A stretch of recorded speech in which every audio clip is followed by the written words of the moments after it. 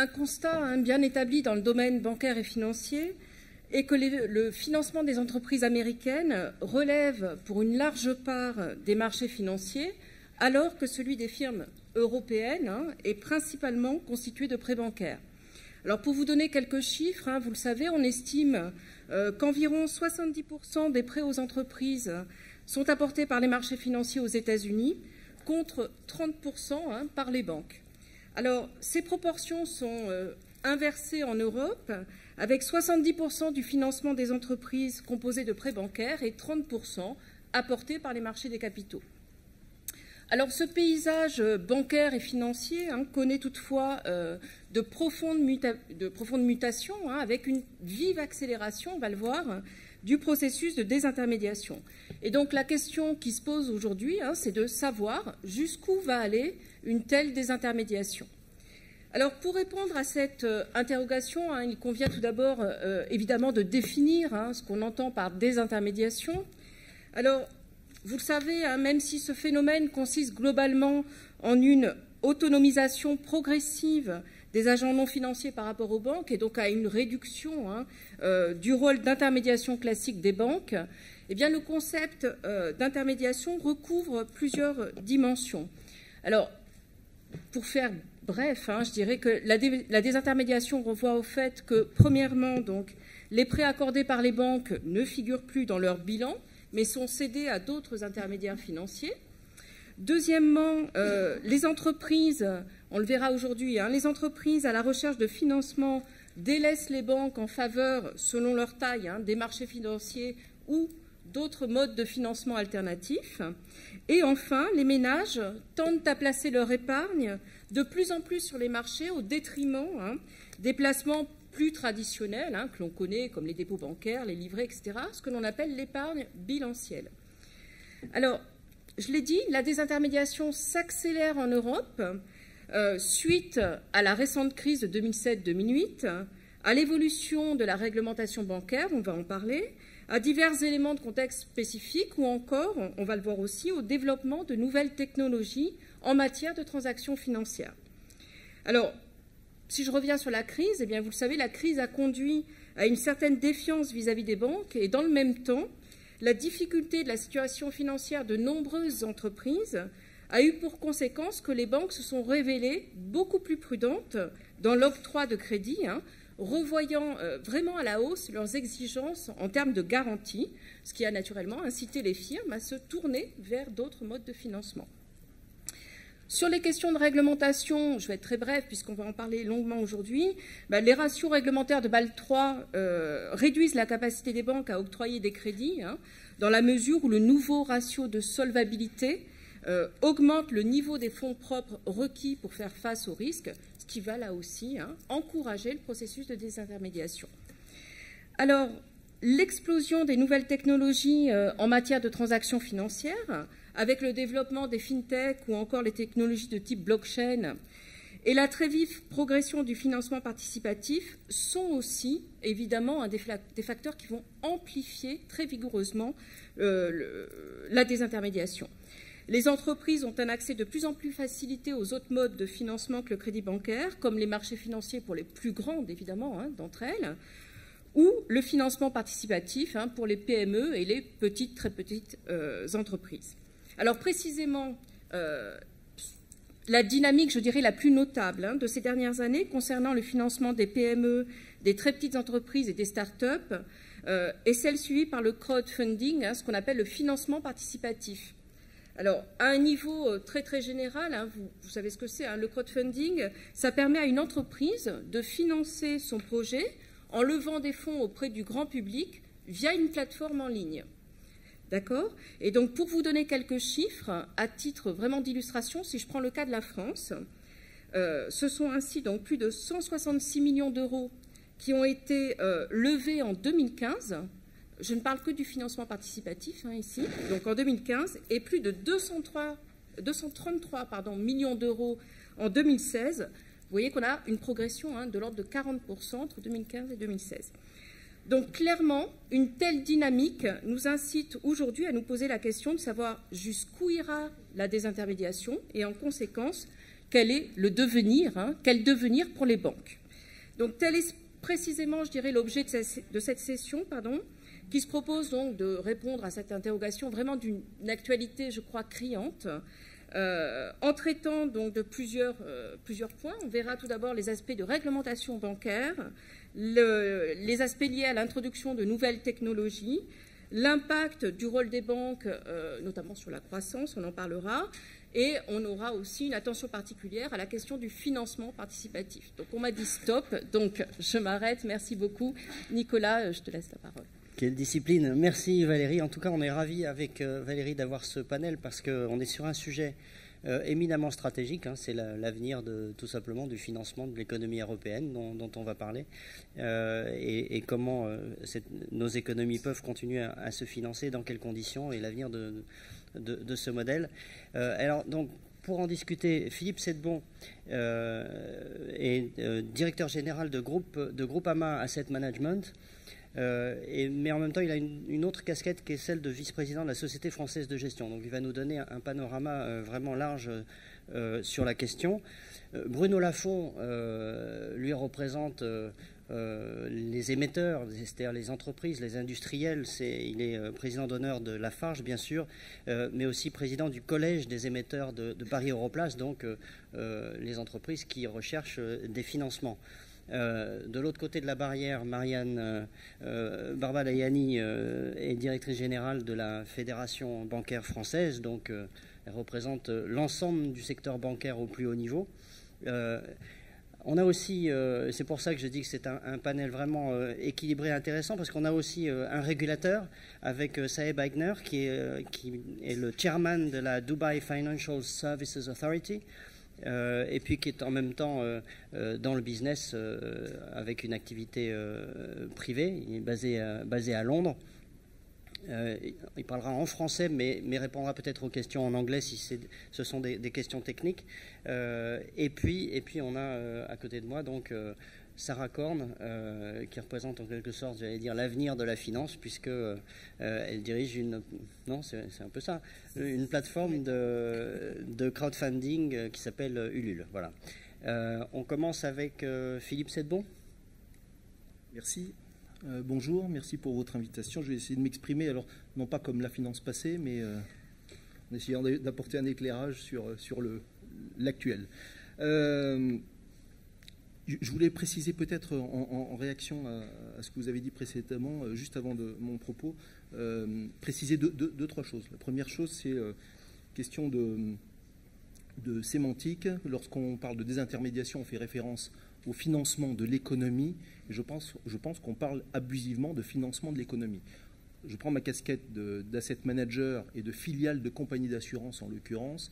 Depuis toujours, par exemple, les investisseurs institutionnels que sont les compagnies d'assurance financent l'économie. Le sujet n'est pas le financement de l'économie.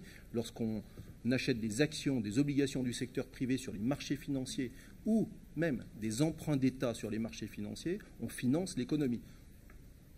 Par l'intermédiaire du budget de l'État en l'occurrence, mais si on ne fait pas confiance à la redistribution, il faut revoir complètement notre système. Donc nous finançons l'économie. Le sujet, c'est bien le financement direct de l'économie. Et c'est ça dont on parle aujourd'hui. Première remarque. Et puis la deuxième remarque, c'est, comme vous l'avez dit, finalement, il y a 3 niveaux de financement direct de l'économie. Il y a et de la désintermédiation dans ce cas-là. C'est le sujet de la titrisation, et ce n'est pas un sujet nouveau. Et on a en tête que c'était une des sources de la crise financière de 2007-2008, les leverages associés à la titrisation. Donc il y a le premier niveau, c'est la titrisation des prêts bancaires, quelle que soit leur nature. Le deuxième niveau, c'est le financement direct des entreprises sur les marchés de capitaux, et qui prend de plus en plus d'ampleur et auquel tous les investisseurs participent de près ou de loin. Et il y a le troisième niveau, qui est la mise en relation directe du demandeur de financement et de l'épargnant lui-même. Et là, c'est là qu'on parle des plateformes de crowdfunding notamment. Mais on a bien ces 3 niveaux-là. Et je voudrais éclairer mon propos à travers, je crois, ces 3 niveaux-là. Alors, la question, c'est la désintermédiation jusqu'où ? Je crois que la désintermédiation, on va pas revenir dessus, c'est un phénomène profond. qui répond à de nombreuses demandes, qu'elles soient structurelles ou conjoncturelles, et elle est formidablement accélérée et mise en scène par la digitalisation, que ce soit la digitalisation via les plateformes de crowdfunding par exemple, mais aussi par l'analyse de plus en plus aisée de l'ensemble des données qui permettent d'avoir une vue sur le financement direct qu'on peut apporter à des entreprises. Et donc, sans la digitalisation, sans plutôt l'analyse possible des datas aujourd'hui, il serait beaucoup moins aisé de procéder en masse à du financement direct. Alors, une fois que j'ai dit ça, et on dit que c'est un phénomène long terme et structurel, je voudrais illustrer dans mon propos 3 limites que je vois à ce jour, puisque la question c'est jusqu'où. 3 limites à ce jour.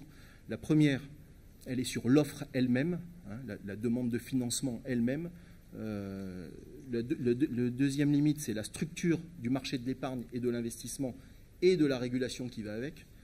Et la troisième limite, et elle est importante, c'est une limite de culture et d'éducation financière sur, justement, et là je parle plutôt des épargnants. Bon, la désintermédiation bancaire, elle progresse rapidement, comme vous l'avez dit. Est-ce qu'elle progresse rapidement? La question peut être d'ailleurs posée. La conséquence directe, c'est cette progression du shadow banking, et on a finalement 3 moteurs. On a plusieurs moteurs à cela. Le premier moteur, c'est la déréglementation. Enfin, la déréglementation, plutôt les nouvelles sources de réglementation, qu'elles soient bancaires ou assurantielles. Parlons de BAL 3 qui, comme vous l'avez dit, demande une augmentation du capital et de la liquidité des bilans dans les banques, et donc augmentation des commissions, augmentation des marges et réduction du bilan. Ça touche surtout en réalité les petites entreprises ou les entreprises de qualité moyenne, on va dire, qui ont des problèmes de financement. Les bonnes entreprises n'ont aucun problème de financement à ce jour. Le très bas niveau des taux d'intérêt a un impact conjoncturel très fort, comme la baisse des prix ailleurs, mais là on parle de finance, donc la baisse des taux d'intérêt conjoncturellement provoque un appétit accru pour le rendement et donc un appétit des investisseurs pour ce type d'investissement. Si les taux d'intérêt venaient à remonter, on verra quelle sera l'évolution de cette demande réelle, même si elle est, je crois, structurelle. Le vieillissement de la population partout a un impact aussi via une épargne accrue, un besoin d'épargne en prévision retraite notamment. Et puis, je l'ai dit, la révolution digitale permet et accélère ce mouvement-là avec l'émergence de nouvelles plateformes, l'émergence de fournisseurs de données, et puis l'émergence de nouveaux concepts ou de nouvelles approches, de nouveaux process, et notamment suite qui trouvent leur source dans la crise bancaire que l'on a connue il y a quelques années. La défiance après Lehman Brothers a donné notamment lieu à toute la réflexion autour de la blockchain, c'est-à-dire l'élimination de tiers de confiance et la façon dont on peut reconstituer des process d'échange, qu'ils soient sur le côté passif ou sur le côté actif, tout en ayant une certaine confiance dedans. Il y a beaucoup de limites à cela à ce jour, mais on trouve la source dans la défiance vis-à-vis du système aujourd'hui. La blockchain en est une illustration. Donc je crois que, pour résumer cette partie-là, je crois pouvoir dire qu'aujourd'hui, il n'y a pas réellement de sujet lorsqu'on parle de financement en B2B, donc entreprise, investisseur, par le biais d'asset managers ou en direct, il n'y a pas réellement de sujet de risque. On a affaire à des investisseurs et des demandeurs professionnels. Le sujet, il est plus sur le sourcing, sur où trouver et comment trouver le papier. On a une expérience dans notre entreprise aujourd'hui de financement de l'économie directe sous cette forme-là. La difficulté, ce n'est pas tellement de trouver les investisseurs, la difficulté, c'est de trouver le bon papier à mettre en face, parce que c'est une révolution, et puis en plus, on doit avoir un portefeuille de qualité à présenter. Donc le sujet, il est plus sur le sourcing. Le deuxième sujet, c'est, vous l'avez... ah oui, déjà. Le deuxième sujet, c'est, je crois qu'on est... alors je vais terminer en 1 minute, mais ça va être compliqué. On va faire respecter la discipline. Vous me poserez des questions, s'il vous plaît. Non, le deuxième sujet, c'est les différences fondamentales, encore aujourd'hui, qui existent entre l'Europe et les États-Unis, la France, puisqu'on est en France aujourd'hui, et les États-Unis, sur la structure même du marché de l'investissement et de l'épargne. je crois qu'il n'y a pas besoin, je ne vais pas m'étendre, j'avais l'intention de vous citer 2-3 exemples, mais la structuration même du marché de l'épargne n'a rien à voir, l'appétit pour le risque n'a rien à voir, et le marché de l'épargne et la réglementation qui va avec, la régulation qui va avec, est adapté à. Donc il est important d'eux. Et donc c'est tout ça qui est à mettre en place encore ici. Et puis alors pour terminer, je crois que je voudrais insister sur un point. Je crois qu'on pourra réellement parler de stabilisation des acteurs, que ce soit au niveau de la demande ou au niveau de l'offre, seulement après un ou deux cycles économiques complets. Ça veut dire qu'il va falloir expérimenter un ralentissement ou une récession ou deux avant de voir comment on stabilise cette offre et cette demande. Lorsqu'on met en relation directe et qu'on enlève l'amortisseur que sont les fonds propres des banques entre le demandeur de financement et le financeur, on enlève cet amortisseur, ce tampon que sont les fonds propres bancaires, on est en relation directe et donc toute perte en capital est prise directement. Lorsqu'on est un investisseur institutionnel, on diversifie ses investissements et on sait quel risque on prend ex ante, a priori. Lorsqu'on est un épargnant individuel, un, on ne le sait pas, ou pas toujours. Deux, on a une structure aujourd'hui, une culture financière et une éducation financière dans nos zones européennes et en France en particulier, qui n'est pas à la hauteur des instruments qui sont désormais mis à disposition. Donc, je voulais insister sur ce dernier point. Il est essentiel, et au niveau de l'Association française des sociétés de gestion, on va mettre un accent particulier là-dessus. Il est essentiel de développer l'éducation financière. Ne mettons pas dans les mains des épargnants des instruments qu'ils ne maîtrisent pas ou dont ils ne maîtrisent pas les effets en cas justement de ralentissement économique. Voilà, j'en termine là. J'ai été un peu rapide. Merci. Ou pas assez. Merci Philippe. Merci Philippe. Espérons qu'on va attendre un petit peu avant d'expérimenter une ou deux récessions pour tester le système. On ne demande que ça, mais ouais. Il faut toujours s'y préparer. Ce n'est pas quand on est au fond du trou qu'on se prépare. D'accord. Bruno Lafont. Merci beaucoup. Première chose, les entreprises, depuis 10 ans, elles ont appris aussi beaucoup de choses dans leur relation avec la finance. Et pour eux, ce qui est important, c'est un système qui marche. Alors, la désintermédiation, c'est une bonne chose. Elle permet de diversifier l'accès au financement et elle permet de rapprocher l'émetteur de l'investisseur. Dans un certain sens, ça a beaucoup de mérite et les grandes entreprises l'ont compris. Je ne suis pas convaincu de l'impact macroéconomique de la désintermédiation, mais je laisse ce débat aux experts. J'aurais tendance à dire qu'effectivement, il faut parler de l'épargne et du volume d'épargne et de la qualité de l'allocation de l'épargne en investissement pour juger de la croissance. En revanche, je suis convaincu que la qualité et la compétitivité du financement des besoins de l'économie et surtout de l'économie marchande a une importance et un impact clé sur la croissance et la prospérité. Alors, le secteur bancaire, comme on l'a vu, fait ce qu'il peut, mais il est soumis au durcissement des règles. La désintermédiation progresse, et il faut sûrement qu'elle progresse encore, même s'il y a un tas de contraintes et il y a un tas de débats. Mais les chiffres qui ont été donnés tout à l'heure le démontrent. 266 millions, c'est bien, mais c'est tout petit. Pour les grandes entreprises, le travail est très avancé. Il reste à faire l'union des marchés de capitaux en Europe, ce qui permettra encore de diversifier et de permettre l'accès à des financements au sein de l'Europe. J'espère qu'on ira vite dans ce domaine. Alors, permettez-moi de m'arrêter quelques instants sur les PME et TPE, qui est un vrai débat au sein des entreprises. Comment est-ce qu'elles peuvent se financer ? Force est de constater que le secteur PME-TPE n'est pas la priorité ou n'a pas été la priorité du monde financier. Petit montant, nombre important de dossiers, perception de grande complexité et de risques élevés.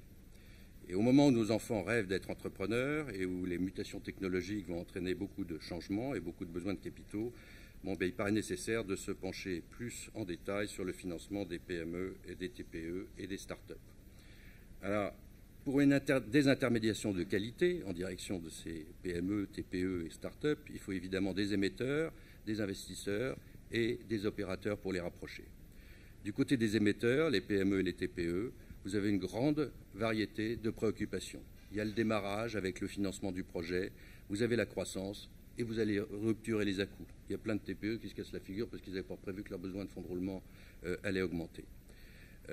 Ils ont besoin d'equity sans perdre le contrôle. Ils ont besoin de dette à long terme et ils n'ont pas toujours des offres de dette à long terme pour assurer la mise en place de leurs projets. Et ils ont besoin de temps en temps de dette à court terme pour financer les à-coups. Ils ont besoin donc d'une palette d'instruments financiers dans tous ces domaines et il faut du débat et de la créativité et la désintermédiation peut peut-être y répondre. Mais ils ont besoin d'un système juridique aussi solide, simple. Ils ont besoin également pour les plus anciens de pouvoir penser à la transmission de leurs entreprises. Et là, je voudrais juste évoquer le fait qu'en France, on ne peut pas donner ses actions à une fondation, alors qu'en Allemagne, on le peut, et que ça, ce n'est pas forcément très bon pour la permanence et le maintien et la préservation des capitaux. Du côté des investisseurs, il faut certainement retrouver le chemin des particuliers, mais ça n'est pas la panacée. Mais c'est vrai que les particuliers, ils ont peut-être besoin de formation financière, mais ils ont de plus en plus quelque chose à faire dans leur choix. Mais il faut aussi que les grands fonds institutionnels s'intéressent davantage dans leur pourcentage d'investissement aux PME, TPE, parce que 266 millions, ce n'est pas ça qui va faire la prospérité et l'innovation. Du côté des opérateurs, quand je parle des opérateurs, ce ne sont pas les plateformes de crowdfunding, ce sont les gens qui mettent en place ou qui font accès, qui font quand même une partie de l'intermédiation. Mais il faut certainement des compétences suffisantes en analyse crédit, ça c'est le début de la sécurité. Il faut des capacités de lutte contre la fraude, et là il faut certainement une coopération plus grande avec les banques, et il faut des plateformes reconnues et capables d'attirer et de sécuriser les investisseurs. En bref, une multitude d'actions et de problématiques et, à mon avis, une analyse en détail des expériences en cours et peut-être une qualification un peu plus macroéconomique devrait permettre de fixer les priorités et de donner un cadre à cette désintermédiation pour qu'elle puisse décoller.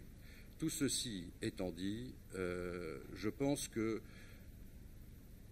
quand je parle, je suis assez proche d'une entreprise qui organise des levées de fonds pour les TPE et je lui demandais hier s'il faut demander quelque chose, qu'est-ce qu'il faut demander. Il disait deux choses, qu'on puisse avoir des capitaux moins coûteux, accès à des capitaux moins coûteux, et la deuxième, c'est qu'on ait une coopération plus grande avec les banques, notamment sur les systèmes de fraude. Et il se rend compte très très bien que les systèmes de compliance des banques ont leur force et que si on peut mutualiser ça, ça a un grand plus.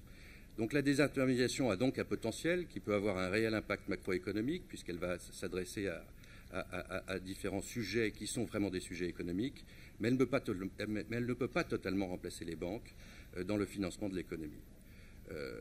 Je pense que trop souvent, on laisse dire par simplification qu'on pourrait presque se passer des banques et laisser la place à la désintermédiation. Je pense que ce n'est pas possible.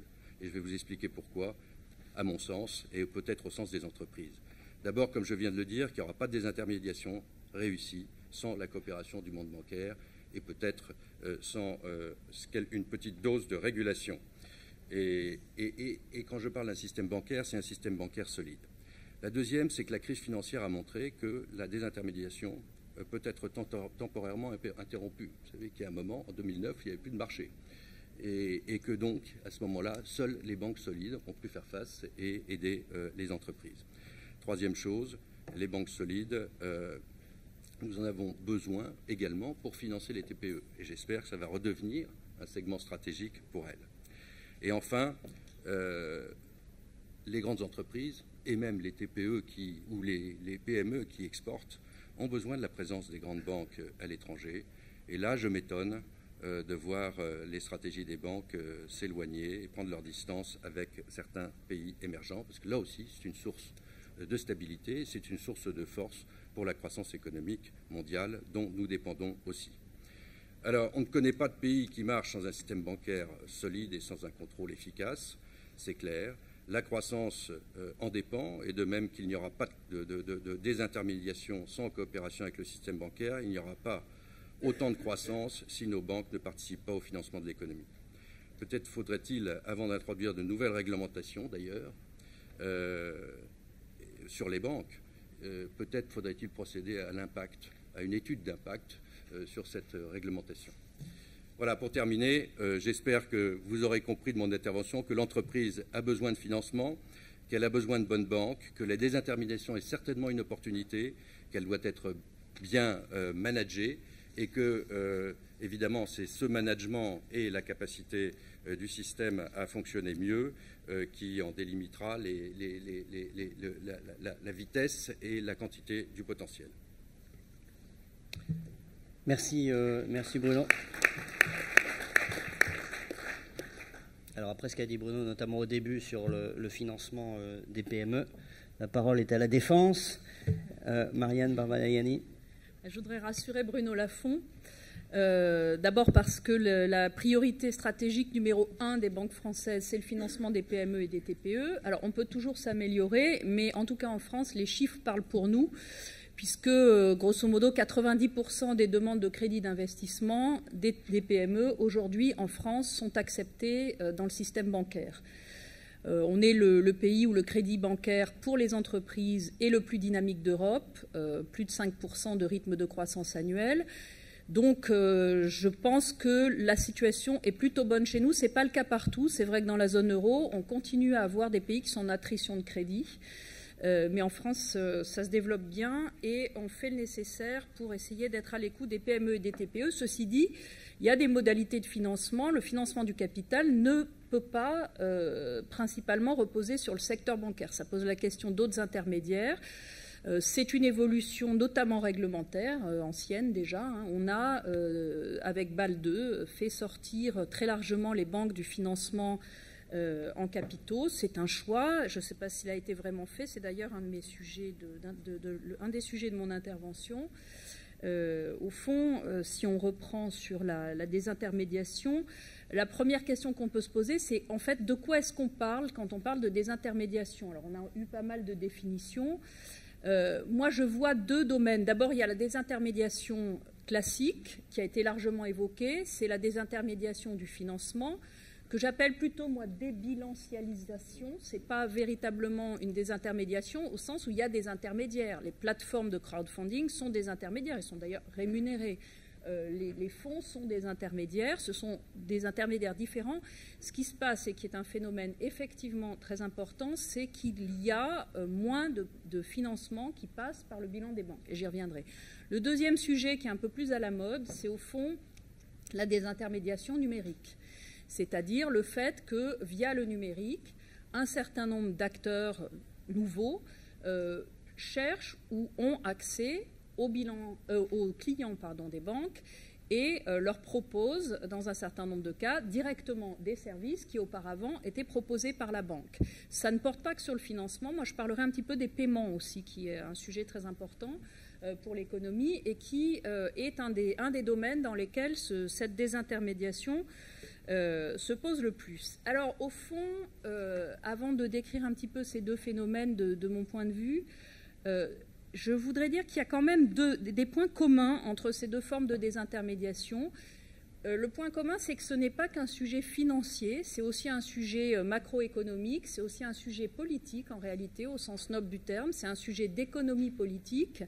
Et ce qui me frappe beaucoup, c'est à quel point il est peu pensé, peu analysé, peu décidé. C'est-à-dire qu'il y a des mouvements qui se font, pour certains qui ont été décidés, mais plutôt dans des cénacles techniques de réglementation. Il n'y a pas eu véritablement de choix politique. Alors je dois dire que de ce point de vue-là, nous avons été très intéressés par les propos d'Emmanuel Macron, qui dans sa campagne a plusieurs fois indiqué que ces questions de régulation bancaire devaient être évoquées au niveau politique. Je crois que c'est effectivement quelque chose de très important. On ne va pas demander effectivement au ministre des Finances ou au chef d'État de calculer des ratios bancaires. C'est d'ailleurs un peu trop souvent comme ça qu'on voit ce sujet. Mais il faut être capable de leur proposer des choix éclairés sur qu'est-ce que ça veut dire d'aller dans tel ou tel sens. Si on prend le premier sujet, qui est la désintermédiation du financement, la fameuse ou la grande débilancialisation, un certain nombre de chiffres ont été cités. Il y en a deux qui sont très importants. Il y a d'abord le fait qu'on est dans un univers diamétralement opposé, ça a été dit, entre l'Europe et les États-Unis. En Europe continentale, globalement, le financement des entreprises passe à entre 70 et 80% en fait par le crédit bancaire encore. Aux États-Unis, le ratio est strictement inverse, c'est 30% de crédit bancaire, 70% de financement par le marché. Encore faut-il, et je vais essayer de le faire brièvement, comprendre pourquoi, comment et se poser les bonnes questions au moment où, en Europe, pour différentes raisons, on a décidé implicitement d'aller dans ce sens. Alors, en France, ce qui est intéressant, c'est que le mouvement de débilancialisation va assez vite. En 2009, on était encore à ce fameux ratio de 70% de financement bancaire par le crédit, 30% de financement par le marché. Aujourd'hui, on est à 61% de financement par le crédit bancaire, 39% par le marché. Donc ça va assez vite, c'est un vrai mouvement. Alors ça va vite, plus vite en France pour deux raisons majeures. La première, c'est la présence importante de grandes entreprises qui sont celles qui ont le plus accès au marché directement. Ce n'est pas demain la veille que les PME, dans une certaine mesure, mais surtout les TPE vont aller financer un four de boulanger sur les marchés à New York. Et la deuxième raison, c'est que le modèle bancaire français de banque universelle, qui est présent aussi bien dans le crédit que dans la banque de financement et d'investissement et qui accompagne les entreprises grandes, ETI et de plus en plus les PME vers des financements de marché, cet autre rôle d'intermédiaire, donc ce modèle bancaire français fait qu'on est à même d'accompagner ce mouvement. Alors c'est quand même une question assez fondamentale pour l'Europe, parce que les raisons de cette évolution, elles ont été bien évoquées. C'est notamment la réglementation financière qui, après la crise, a fait un choix qui consiste, enfin deux choix en fait, de peser sur la taille des bilans des banques et non plus uniquement sur la gestion des risques. Et enfin, et également d'encadrer beaucoup la transformation. Il y a à la fois de bonnes raisons pour ça, notamment la réglementation de la liquidité, qui était l'un des grands domaines d'insuffisance de réglementation avant la crise. Mais il y a aussi des raisons implicites, sans qu'il y ait véritablement de choix. En fait, moi, ce qui me frappe beaucoup, c'est qu'avec des enjeux gigantesques derrière ce mouvement, il n'y a pas eu de décision éclairée ou objective prise au bon niveau, c'est-à-dire par exemple en Europe au niveau du Conseil ECOFIN. Je pense que si on épluche toutes les conclusions des conseils ECOFIN depuis la crise financière, il y a beaucoup de choses, mais il n'y a jamais eu de choix consistant à dire on veut plus de financement de marché, moins de financement par le crédit, et qu'est-ce que ça veut dire pour l'Europe? Alors il y a quand même beaucoup de débats, je caricature un peu, d'abord parce qu'il y a effectivement une volonté de diversification des financements, mais lorsque ces choix ont été faits, on n'a pas forcément compris les implications que ça pouvait avoir ou ce qu'il fallait faire en Europe pour que ces choix se fassent dans de bonnes conditions, à la fois en termes justement d'accès au financement, mais aussi d'indépendance économique, d'indépendance financière de l'Europe, parce que comme il y a dans la désintermédiation du financement des acteurs, qui sont les acteurs qui vont sortir un peu victorieux de cette désintermédiation? Est-ce que l'Europe, en fait, veut aller vers un mode de financement à l'américaine, c'est-à-dire passer de 70-30 à 30-70? C'est un mouvement absolument considérable. Et en fait, ça ne peut pas se faire tout seul. C'est-à-dire que si on regarde, ça a été dit, on a parlé de titrisation, aux États-Unis, un des moteurs les plus puissants de ce poids des financements de marché, c'est la titrisation, avec les agences Freddie Mac et Fannie Mae, parapubliques, qui sortent les crédits des bilans des banques et les mettent sur les marchés très massivement. Rien de tel n'existe en Europe. On a un projet d'union des marchés de capitaux, mais ce projet d'union des marchés de capitaux, pour aller vite, il a un petit peu accouché d'une souris en Europe, et on n'a pas de projet majeur qui permette d'aller dans ce sens-là. On n'a pas réfléchi non plus au choix que cela signifie pour les investisseurs, pour les épargnants en termes de volatilité, par exemple. On a vu qu'effectivement, en 2009, les marchés disparaissent, les banques restent. Donc, qu'est-ce que ça veut dire? Est-ce que les entreprises européennes sont préparées? Est-ce que les épargnants européens sont préparés? C'est une vraie question. Bon, j'ai été trop longue, donc je vais parler en deux mots de la désintermédiation numérique en prenant le sujet des paiements. Qu'est-ce qui se passe dans le domaine des paiements?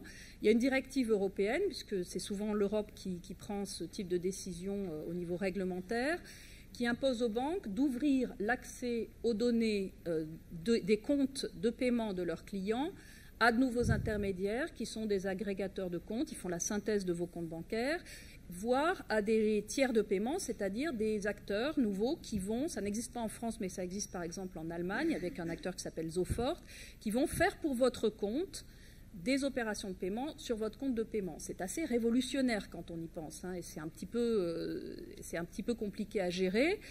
Ça pose d'énormes problèmes de cybersécurité. Je pense que c'est un des gros enjeux de la régulation. Ça sera sans doute évoqué. Ça pose d'énormes problèmes de régulation aussi parce que, en fait, ce à quoi on assiste dans ce domaine-là, ce n'est pas à une désintermédiation, en réalité, c'est à l'apparition de nouveaux intermédiaires. C'est ce que j'appelle, moi, la bookingisation, puisqu'au fond, on voit qu'il n'y a pas de modèle économique de l'intermédiation en matière de paiement stricto sensu. Les gens ne vont pas, ni vous ni moi, n'allons accepter de payer quelqu'un pour qu'il fasse un paiement à notre place. Donc le modèle économique, il va être ailleurs. Il va être dans la vente de données, par exemple, vente de données personnelles. Donc là, on a un choc culturel absolument gigantesque entre le monde bancaire qui est historiquement et consubstantiellement bâti pour protéger les données et les fonds de ses clients, et un monde de l'open data qui est celui du numérique et du digital. Donc comment est-ce qu'on va s'en sortir du point de vue du client? Comment la protection du client va être assurée, à la fois en termes de sécurité, à la fois en termes de consentement sur le fait d'accepter que ces données soient commercialisées, soient monétisées. En fait, toute la régulation, la protection du client et son information, aujourd'hui, repose dans le domaine financier sur des contraintes qui posent sur les acteurs financiers. C'est-à-dire qu'on demande aux acteurs financiers, aux intermédiaires financiers existants, d'informer le client, d'être sûr en termes de sécurité, etc. Ça va très loin. On demande par exemple aux banques, lorsqu'elles ont des prestataires extérieurs, d'assurer qu'elles ont la sécurité de ces prestataires. Tout ça, comment ça évolue dans un monde de désintermédiation ou de nouvelle intermédiation? Comment est-ce qu'évoluent les infrastructures? Je terminerai par ce point parce que ça me paraît être totalement essentiel et c'est un des sujets les moins débattus. Comme on est à Aix, il y a peut-être quelques économistes dans la salle. Donc je dirais que c'est vraiment un domaine dans lequel la réflexion économique et d'économie politique doit se développer parce qu'on ouvre par cette directive que j'ai évoquée le domaine des paiements et donc les infrastructures de paiement, mais on le fait sans réflexion économique. C'est-à-dire que dans tous les autres domaines, que ce soit le transport, l'électricité, les télécoms, on a posé la question des infrastructures, de leur régulation. Comment est-ce qu'on assure le financement des infrastructures? Quelles sont les obligations des opérateurs présents, des nouveaux? Comment est-ce qu'on organise des péages? Il n'y a rien de tel dans le secteur financier. Or, on voit que derrière tout ça, il y a des questions politiques très importantes. C'est qui? Parce que si on suit les gourous du monde digital, on voit bien qu'in fine, on a des acteurs qui sont aujourd'hui des acteurs, par exemple, français ou européens. Demain, on peut avoir juste des grandes plateformes internationales qui ne payent pas leurs impôts, particulièrement en France. Donc ça pose aussi des questions de finances publiques d'ailleurs. Donc c'est des questions absolument gigantesques qui aujourd'hui sont peu pensées. Et donc pour résumer, moi j'aimerais non pas dire que les banques sont inquiètes parce que au fond, comme je l'expliquais, on a un modèle qui est un peu attrape-tout dans le modèle bancaire français. Donc on a déjà des partenariats avec du crowdfunding, on a déjà des partenariats. On lance un défi aux économistes pour réfléchir là-dessus. Voilà, mais on lance et aux politiques parce que je pense qu'il y a des conséquences politiques fortes. Par exemple, sur le financement des PME, comment ça marche demain? D'accord. Voilà. Moi, mon défi, c'est de vous arrêter, là. J'arrête. Merci. Merci, Marianne. On va continuer sur ça. Donc, il y a une ombre qui plane sur ce débat. Évidemment, c'est celle du régulateur. Saeb, le régulateur, c'est vous?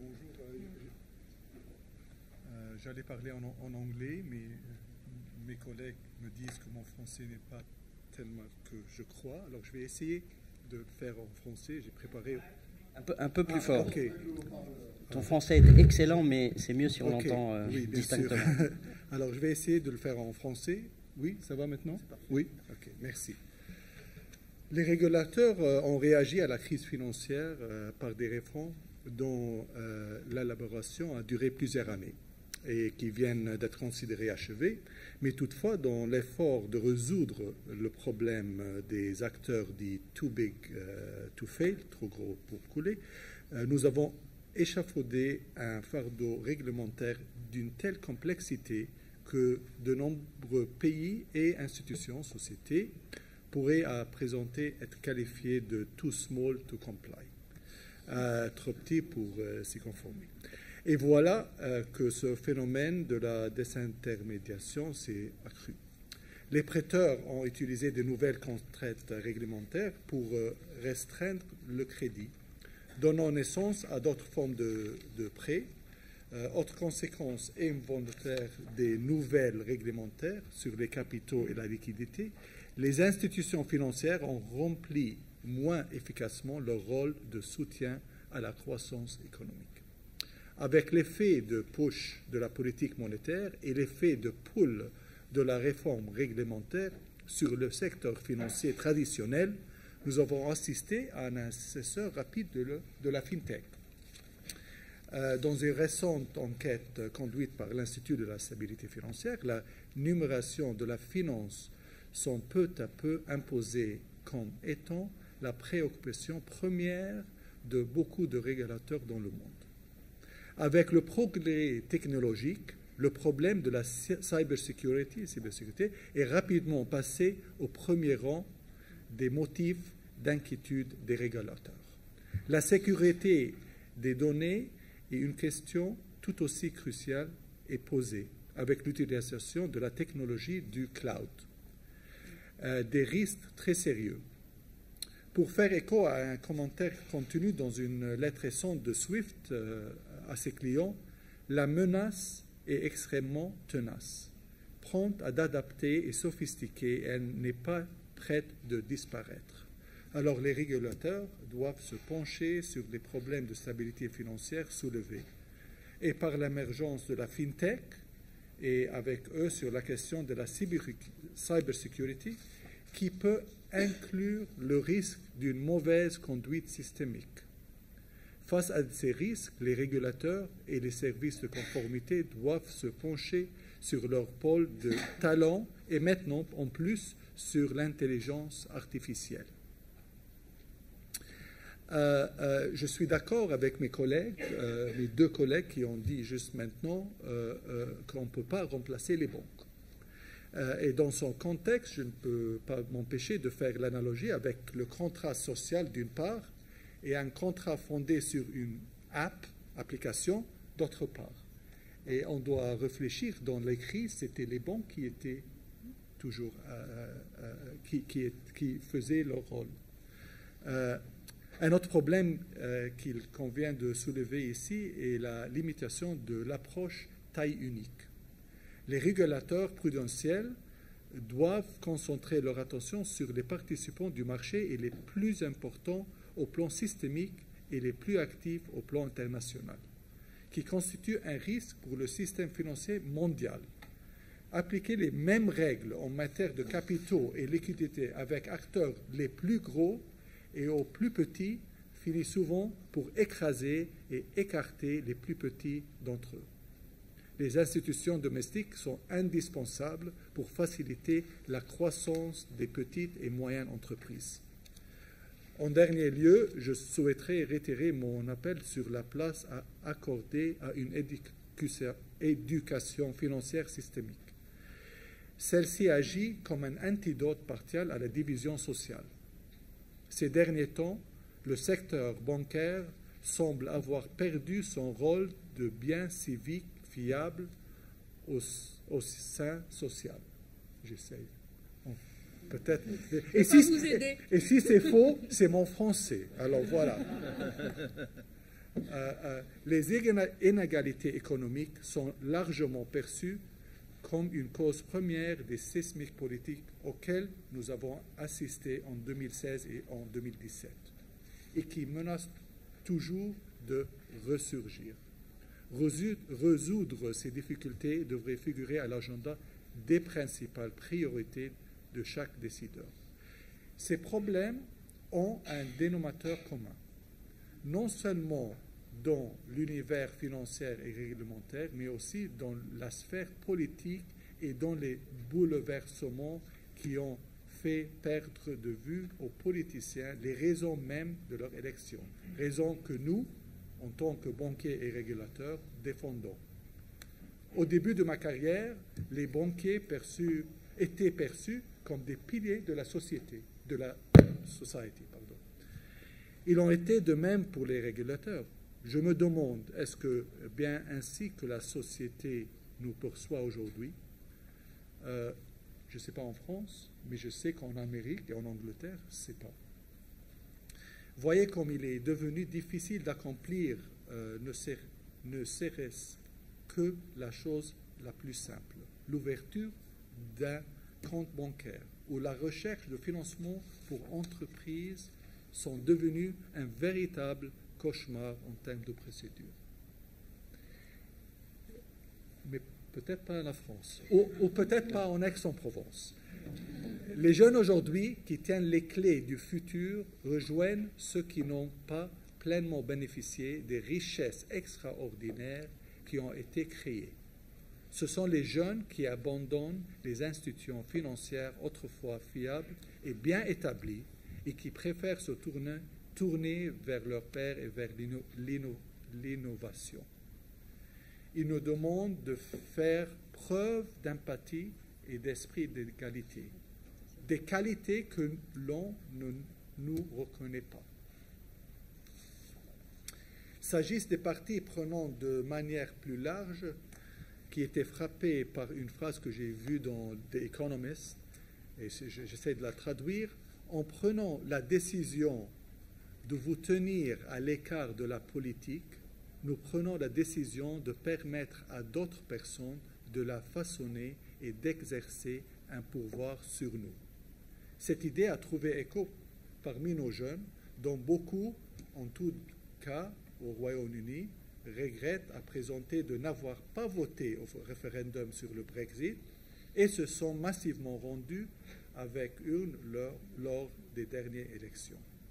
Le message que les jeunes nous envoient et leur engagement et en soi sont parlants.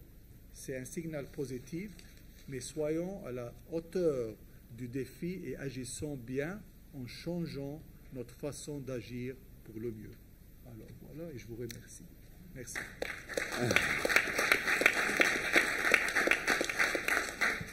Merci Saeb d'avoir été à la hauteur du défi de parler en français. J'ai essayé. Bravo. Sarah Korn, alors on va parler de crowdfunding. Alors je disais tout à l'heure, c'est peut-être l'avenir de la finance. Cela dit, comme le pointait Bruno Lafont, je crois, ça reste quand même tout petit. On parle en centaines de millions d'euros. Quand la production de prêts par le secteur bancaire en France, chaque mois, se chiffre en dizaines de milliards d'euros.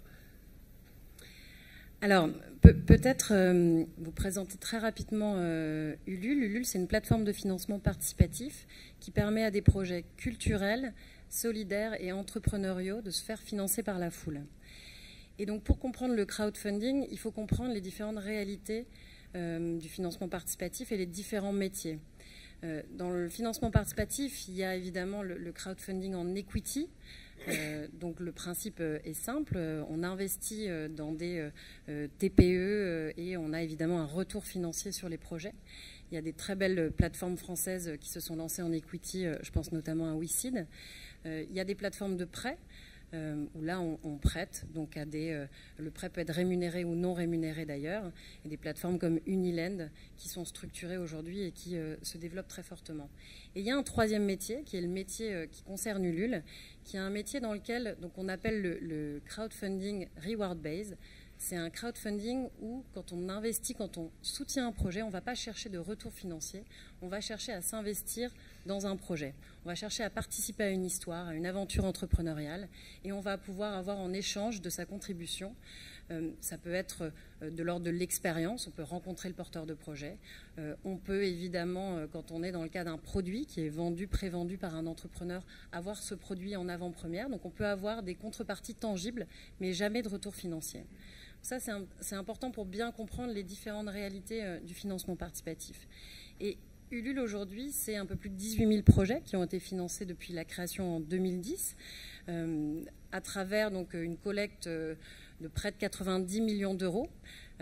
Alors, ça représente en effet, ça représente pas, c'est pas des chiffres considérables dans le monde financier, mais ce qui est intéressant, c'est de voir l'accélération très forte qu'il y a eu, qu'on a connue dans le crowdfunding ces 2-3 dernières années. Vous parliez de 40% entre 2015 et 2016 sur tous les métiers du crowdfunding et le métier qui nous concerne. Et ce qui est intéressant, c'est d'analyser un peu les facteurs de ce développement très fort du financement participatif. Il y a un premier facteur pour les porteurs de projets qui est la rapidité et la facilité d'accéder à un financement. Une campagne de crowdfunding, c'est 45 jours en moyenne.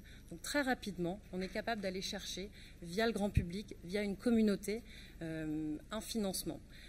Ça, c'est très important et ça permet de comprendre aussi pourquoi il y a autant de porteurs de projets, autant d'entrepreneurs qui viennent se financer via du crowdfunding. Dans le crowdfunding, il y a eu 3 vagues de typologie de projets. Il y a d'abord eu la vague de projets culturels artistiques. On pense à une plateforme qui s'appelle My Major Company, que vous avez sans doute connue, qui n'existe plus aujourd'hui. Il y a eu une vague de projets associatifs, solidaires et citoyens qui sont venus exister, émerger sur nos plateformes. Et puis cette vague entrepreneuriale qui est très importante. Aujourd'hui, sur Ulule, c'est plus de 30% des projets qui sont des projets portés par des entrepreneurs. Et parmi les particuliers qui portent des projets, on estime à 15% de projets qui vont se transformer en un projet business, un projet d'entreprise. Donc pour ces porteurs de projets, le financement participatif, c'est un moyen très simple d'aller chercher du financement dans un contexte où les banques ont peut-être été un peu plus frileuses ces dernières années sur certains types de financement, où évidemment les subventions se réduisent, les collectivités territoriales ont moins d'argent. Donc pour ces porteurs de projets, c'est capital d'aller chercher du financement. Et puis, peut-être que le secteur financier n'a pas pu ou ne peut pas financer tous les projets. Sur Ulule, on voit des projets qui sont en amorçage, des projets qui sont plutôt atypiques et qui émergent, et c'est ça qui est formidable, via le crowdfunding et qui ne pourraient exister sans financement par la foule. Donc ça, c'est le premier facteur qui explique cette évolution du financement participatif. Et le deuxième facteur, et je voudrais insister là-dessus, c'est vraiment la question du sens.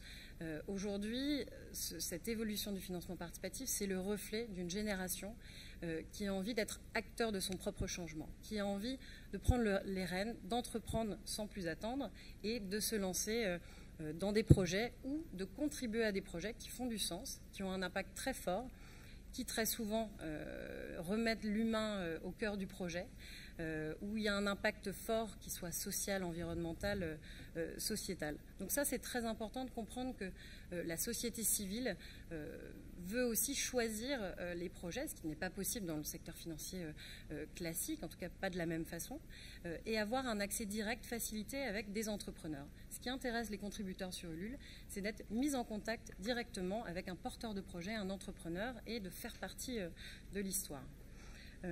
Alors, à la question, est-ce que le crowdfunding va remplacer les banques ? Évidemment non.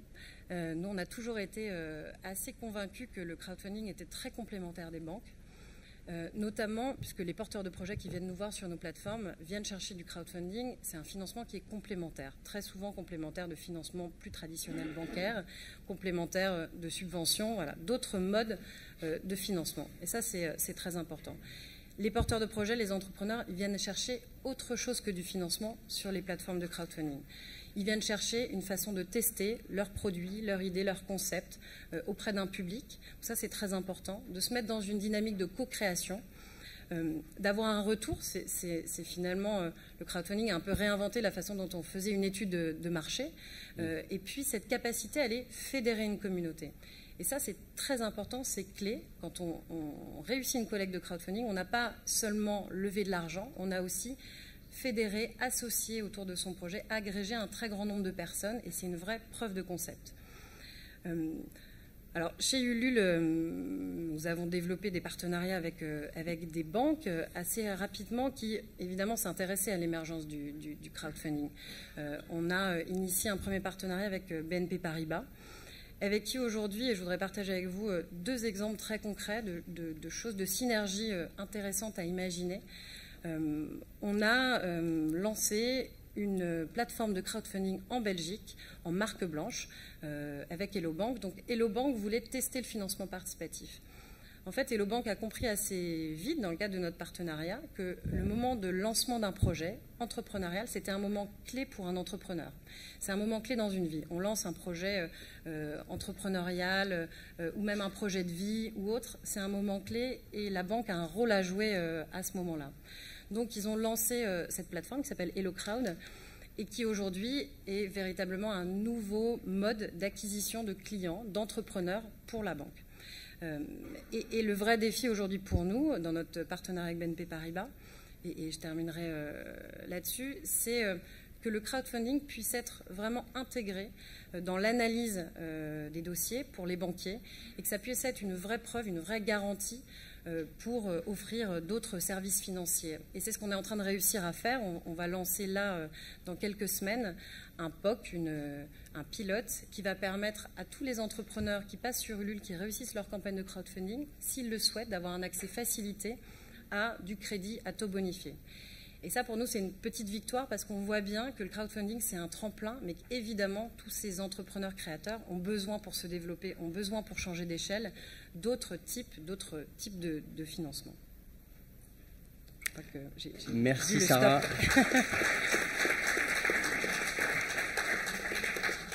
Merci, c'était très clair. Alors, avant de passer à vos questions dans la salle, on avait une question d'un étudiant.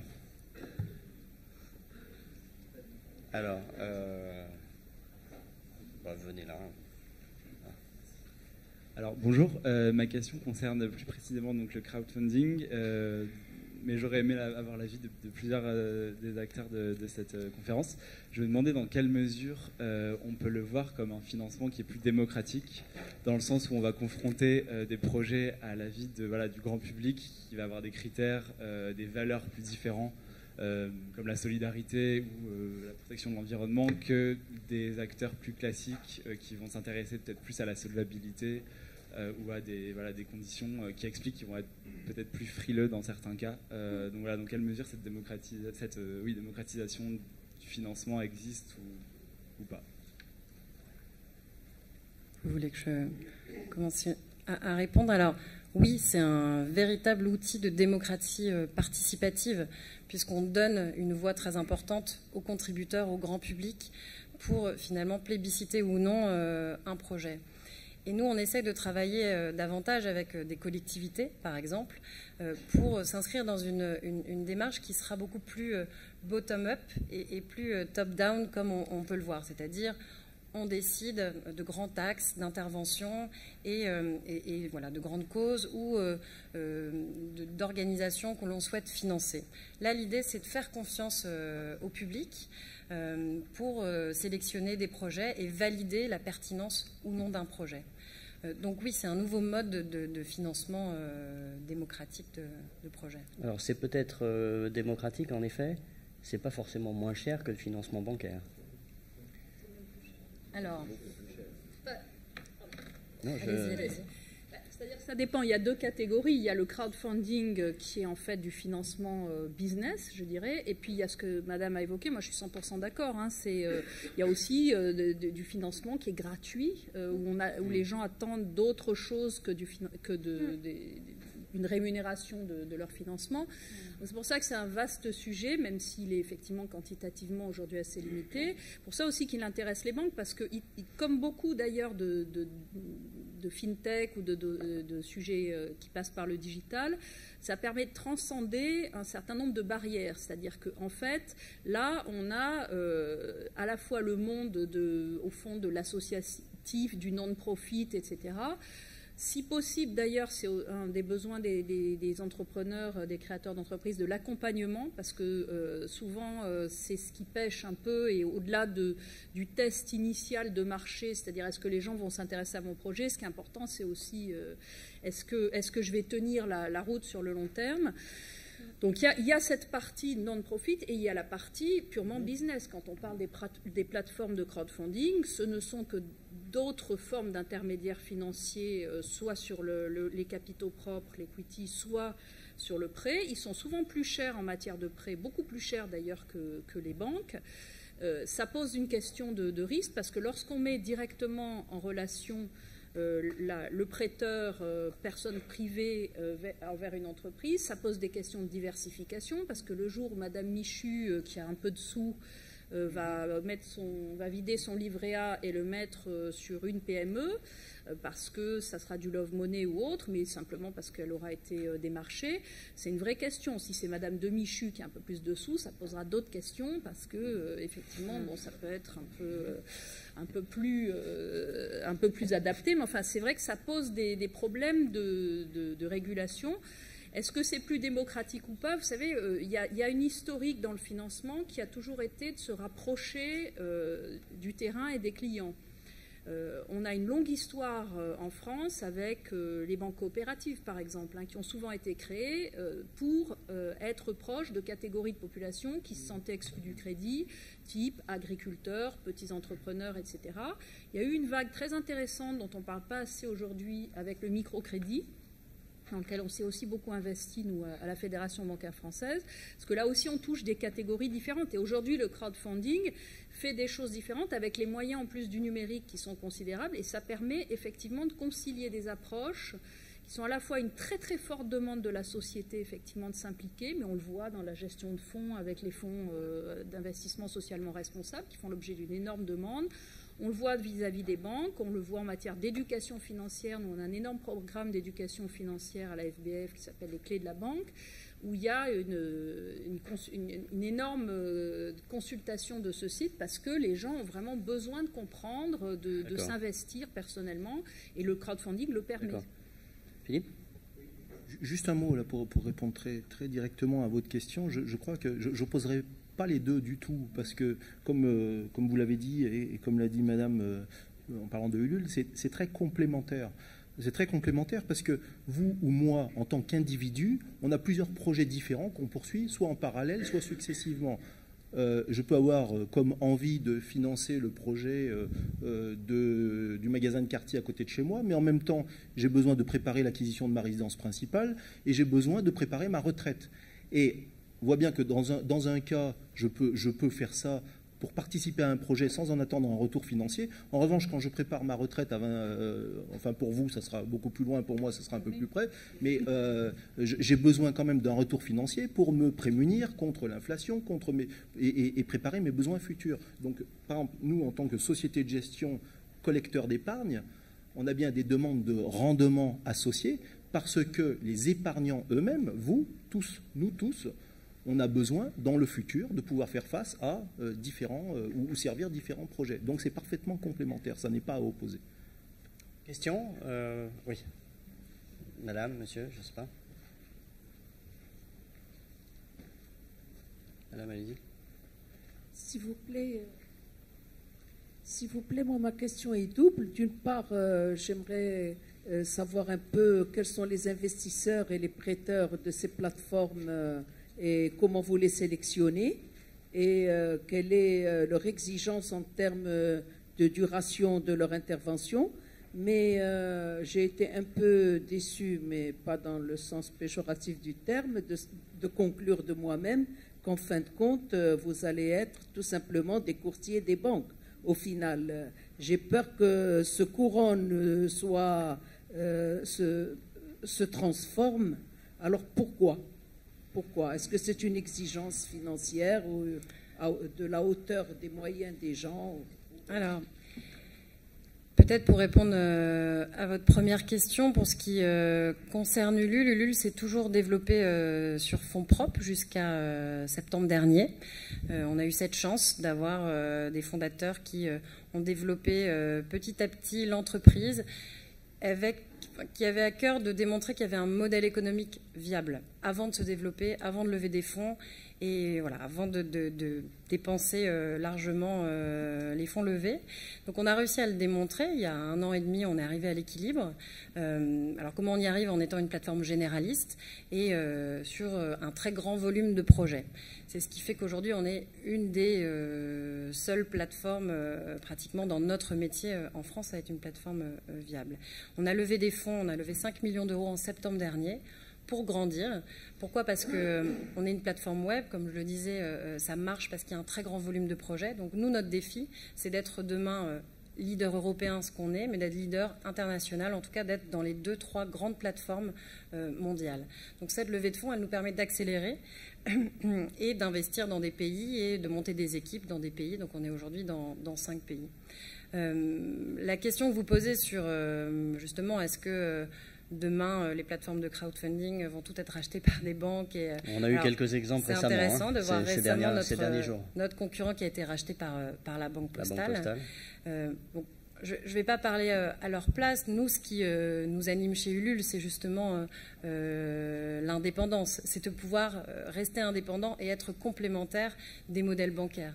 Il faut quand même rappeler que sur Ulule, il y a des projets qui n'émergeraient pas sinon. On a des centaines de projets, des milliers de projets qui, sans crowdfunding, n'existeraient pas. Et je ne pense pas aujourd'hui que les banques aient la capacité de faire notre métier, en tout cas sur ce volet vraiment reward-based. C'est encore très différent sur le lending et l'equity. Mais cette capacité de comprendre les usages, d'être capable d'aider, d'accompagner ces entrepreneurs sur autre chose que du financement. Puisque c'est ce que je disais, la simple lecture financière du projet ne permet pas d'aider un porteur de projet à réussir sa campagne de crowdfunding. Il faut fédérer une communauté. Et ça, c'est très important. Saeb ? Oui, je voulais dire trois petites choses. Un, que le crowdfunding, quand ça a commencé, vraiment, c'était pour les sociétés qu'ils peuvent se lancer avec le crowdfunding pour les capitales. Et maintenant, ça a changé. Et c'est plus pour les actions et les capitales, ils s'empruntent. Ils font les choses que les banques traditionnellement font. Mais si tu empruntes, un, c'est beaucoup plus cher. Et deux, il y a des raisons que c'est beaucoup plus cher. Tu sais, si la banque c'est 2% et si ils sont 8%, il y a une raison.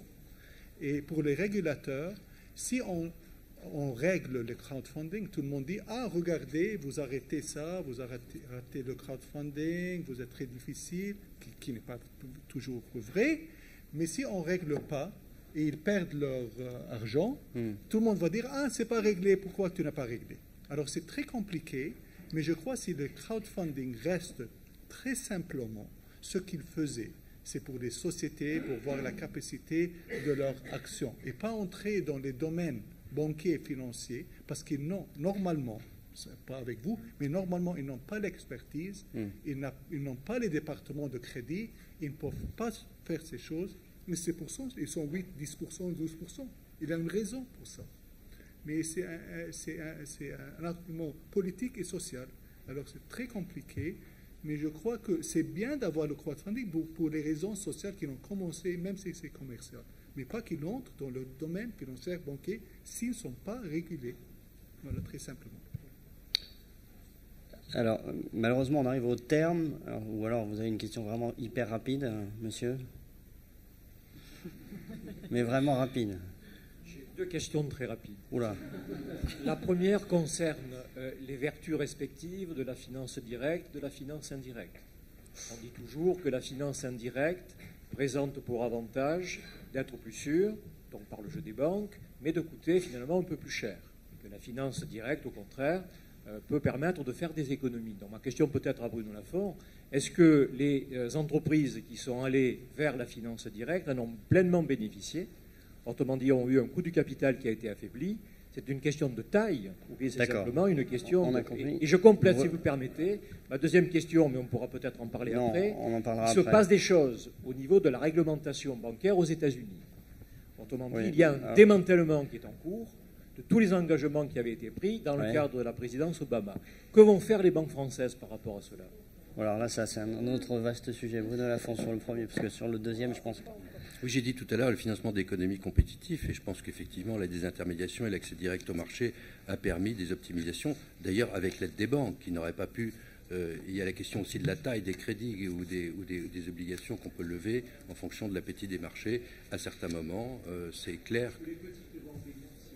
Et c'est ce qu'il faut justement arriver à faire, bien entendu, à la hauteur de leur niveau de risque. Quand j'ai parlé de credit management, de contrôle de risque, il y a toute une échelle.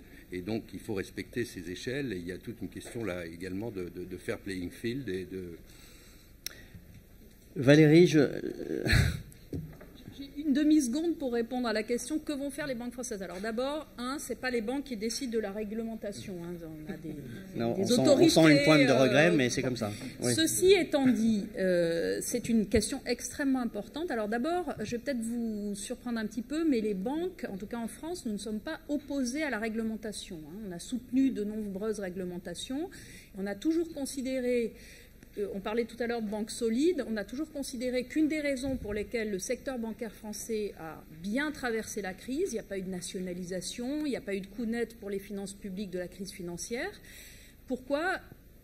On peut imaginer qu'on a un peu de talent, mais il y a aussi le fait qu'on a eu une tradition en France de régulation et de supervision assez exigeante et qu'au fond, ça a créé un écosystème qui est plutôt bon. Donc on n'est pas forcément opposé aux réglementations. Maintenant, il y a des questions de concurrence, c'est-à-dire qu'effectivement, quand je disais tout à l'heure, il y a une désintermédiation des grands financements en Europe, financement d'infrastructures, etc. Ouais. Qu'est-ce qu'on constate? Les BFI, les banques de financement et d'investissement américaines, gagnent des parts de marché en Europe de manière absolument considérable depuis quelques années.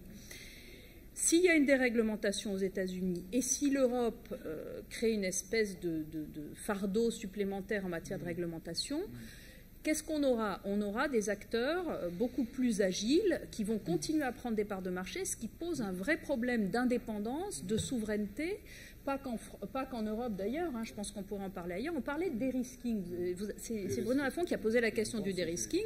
Le dérisking, c'est aussi une question d'extraterritorialité d'un certain nombre de réglementations américaines. Donc voilà, c'est une question à tiroir, mais on peut en parler après si vous voulez. Valérie, en 2 mots, la lourde tâche de conclure.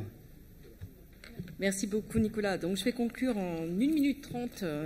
Alors, donc, jusqu'où ira la désintermédiation et quel rôle pour les banques? Donc, très clairement, la désintermédiation progresse à vive allure, comme l'a illustré Marianne en particulier. Mais on est loin d'atteindre en Europe les niveaux connus aux États-Unis. Philippe a en particulier mis en évidence 3 limites pour atteindre le modèle américain en insistant notamment sur l'aspect éducation financière, absolument majeur. Alors malgré ces limites, on a vu toute une série d'éléments qui vont très clairement dans le sens d'une progression, évidemment, de la désintermédiation, dont les aspects réglementaires très bien exposés par Sayeb et bien entendu le développement du financement participatif comme très bien détaillé par Sarah. Ceci dit, les banques restent un acteur essentiel du financement des entreprises, notamment pour les PME et TPE, sur lesquels Bruno et Marianne ont tout particulièrement insisté. Alors très clairement, pour finir, donc, ce qui ressort des débats que nous avons eus aujourd'hui, c'est qu'il ne faut pas voir la finance alternative comme un substitut à la finance classique, mais comme une source de financement complémentaire au prêt bancaire. Donc au total, je dirais que la désintermédiation ne signifie évidemment pas la fin des banques, mais plutôt l'émergence d'un nouvel équilibre entre finance intermédiaire et finance alternative qu'il convient de trouver aujourd'hui. Merci à tous. C'est une très bonne rencontre économique. Merci.